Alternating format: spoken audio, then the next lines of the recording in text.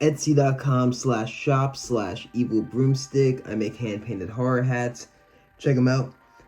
2023 looks like it's gonna be a pretty cool year for movies. While there's a lot of movies in 2022 that I like, I don't think I've seen a single great movie. I haven't seen Tar yet, and I haven't seen The Whale, and I gotta see Guillermo del Toro's Pinocchio. But so far, and All Quiet on the Western Front, but so far I don't think I've seen a single great movie this year. A lot of really good ones, but nothing great. Before I do my top 10, I have 9 honorable mentions. The first one's Evil Dead Rise. I like every film in this franchise, the Sam Raimi trilogy, and I like the Fede Alvarez remake in 2013. I don't know who's directing this one, but it's an Evil Dead movie, and I really like the title. The Exorcist, a sequel to the 1973 Exorcist, being made today. I think it sounds pretty cool. It would be in my top 10 if it weren't David Gordon Green, because I really did not like this new Halloween trilogy that he made. Spaceless, a new Gore Verbinski movie who hasn't made a movie since 2017's A Cure for Wellness. Really good, underrated movie. And this is about a man who wakes up floating in space. Elemental, I think I saw a trailer for this and I think I remember really liking it, but I really like the poster, and it's a Pixar movie and it looks fun and enjoyable. John Wick 4 is on my honorable mentions. I want to really love this franchise. I really loved the first one. I thought the sequel was okay and the third one was okay, but hopefully the fourth one's awesome. Creed 3, this one's directed by Michael B. Jordan, and Sylvester Stallone is not in the film and he's like pissed about it. And I find it all very interesting. I don't think Stallone needs to be in every single Rocky movie, because then like his story has been told. Like, how long is it going to go on for? Now we're in the Creed franchise, and in the third film, if we're still relying on Rocky in the third film, I think that's a little tired. So I think it's okay that Stallone isn't in Creed 3, but I wonder how good it's gonna be. Last honorable mention is Iron Claw. It's a film about the Von Erich family, the wrestling family, and I like any movie about wrestling. I like the Fighting is for My Family, or whatever the fuck the Page movie was called, and I love the wrestler from Darren Aronofsky, and just any wrestling movie I think is cool. First movie on my top 10 most anticipated movies is Inside.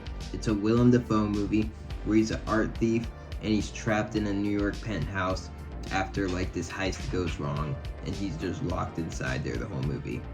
Sounds pretty cool. Number 9 is Knock at the Cabin. 2 reasons: Batista's in it, which is pretty cool, and it's an M. Night Shyamalan movie, which might be cool. I felt like when M. Night came back after The Last Airbender and all that, and he made The Visit and Split, he was like killing it. But then he made fucking Glass and Old, and now he's back to 50-50.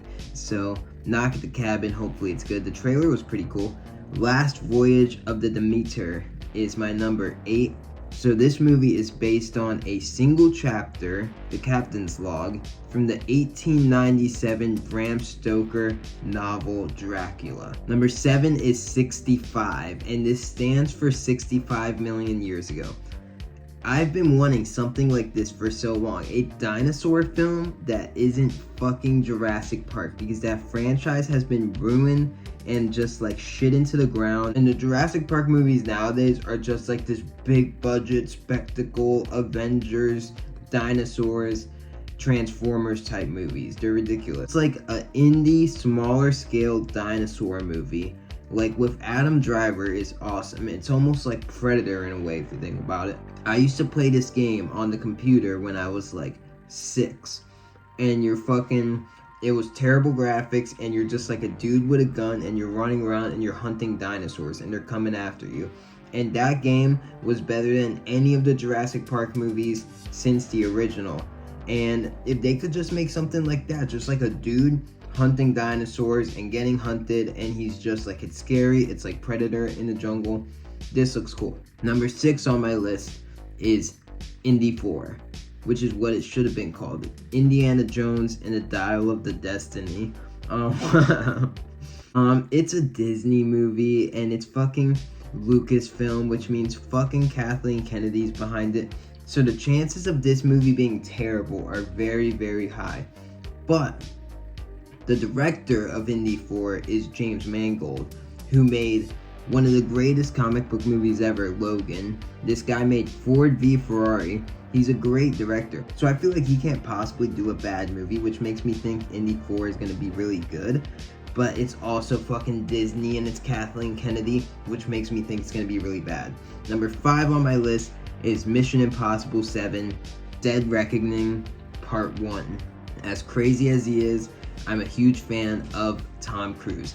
I think he's just trying to kill himself, and I think that's the way he wants to go out, is doing the craziest stunt he possibly can, making a movie, because he loves movies so much, and I think that's how he wants to go out. And he's probably gonna try to actually go out in Mission Impossible 7 Dead Reckoning Part 2. But Part 1's gonna set that up. But I love Top Gun Maverick. It's one of my favorite movies of the year. I really love the whole Mission Impossible franchise, so I'm excited for MI 7.1. Killers of the Flower Moon is my number 4, another Martin Scorsese, Leonardo DiCaprio movie. It's probably going to be the best movie of the year. Martin Scorsese has made so many of my favorite movies. He's made Goodfellas and The Departed and The Wolf of Wall Street. And one that I think people should really give a rewatch to is Silence. Silence is fucking awesome, and it's such a great movie. And it's number 3 on my list is Spider-Man Across the Spider-Verse. Spider-Man Into the Spider-Verse was one of the most unique comic book movies I've ever seen. One of the best I've ever seen, honestly. And in an age where I'm honestly kind of sick of comic book movies and I'm completely marveled out, and just these last 2 years have just exhausted me on comic book movies, I'm still super excited for Spider-Man Across the Spider-Verse, because the first one was so good and so unique, and the style of it, everything about it I thought was just so cool, and I can't wait to see the second one. Number 2 on my list is Christopher Nolan's Oppenheimer, because it's a Christopher Nolan movie. I honestly did not like Tenet at all. I left the theater very annoyed, and I wanted to leave the theater 20 minutes before the movie ended. I wasn't into Tenet at all. Christopher Nolan has still made some of the best movies of the last decade, and I'm a huge fan of his. I fucking loved Dunkirk, and I can't wait for Oppenheimer. And my most anticipated movie of 2023 is Dune Part 2. My favorite working director today is Quentin Tarantino, but my second favorite working director today is Denis Villeneuve. Denis Villeneuve made one of my favorite films of all time, Blade Runner 2049. He made so many great movies that I love, like Prisoners and Enemy and Sicario. I really like Dune Part 1. I definitely like the book better than the movie, and I just don't know if I like Timothée Chalamet, honestly. And him as Paul Atreides, I just don't know if I'm sold on Timothée Chalamet the same way the rest of the world is. But I like Dune Part 1, and Batista's in it, and I can't wait for Dune Part 2. It's Denis Villeneuve. That's the main reason I'm excited for it, is because it's another Denis Villeneuve movie, which he's my second favorite working director, and I can't wait to see it. 2023, hopefully it's better than 2022, because 2022 was just alright. Also, Etsy.com/shop/evilbroomstick. Buy yourself a hand-painted horror hat. Peace.